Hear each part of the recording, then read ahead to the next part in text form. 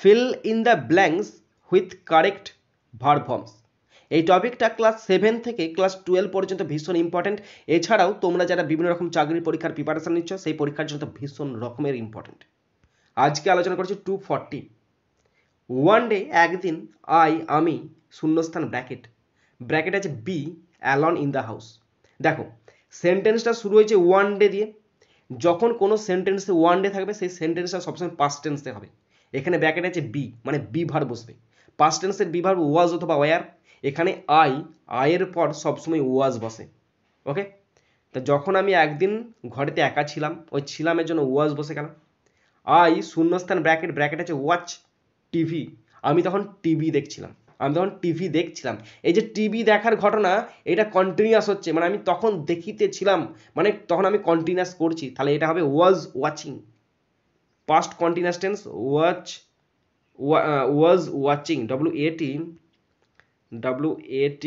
WATCHING, was watching, TV দেখছিলাম।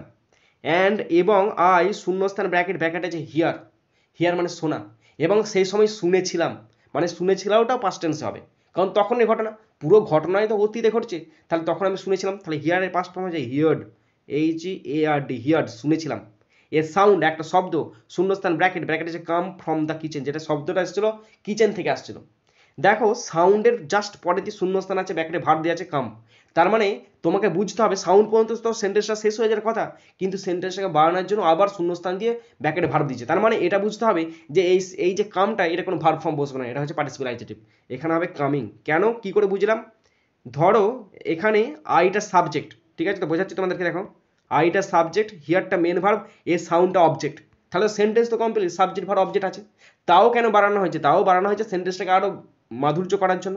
তাহলে যেহেতু সাউন্ডের পর কিছু নেই, সাউন্ডের পর জাস্ট ভার্ব দিয়ে শুরু হচ্ছে, তার মানে এখানে সাউন্ডকে উল্লেখ করছে, তার মানে এখানে হবে কামটা কামিং হবে।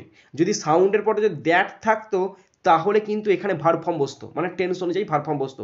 কিন্তু যেহেতু এখানে কোনো ক্লজ নেই, মানে যদি ধরো হুইচ থাকতো বা যদি দ্যাট থাকতো তাহলে এটা হতো, কিন্তু যেহেতু নেই, তার মানে এখানে শুধুমাত্র কামিং বসবে। কামিংটা প্রেজেন্ট পার্টিসিপেল, তার মানে এটা বোঝাচ্ছে যে শব্দটার গুণটা, মানে শব্দটা কোথা থেকে আসছে, শব্দটা কিচেন থেকে আসছে, এই যে গুণটা বা অবস্থাটা, সেটা বোঝাচ্ছে কামিংটা প্রেজেন্ট পার্টিসিপেলে আছে।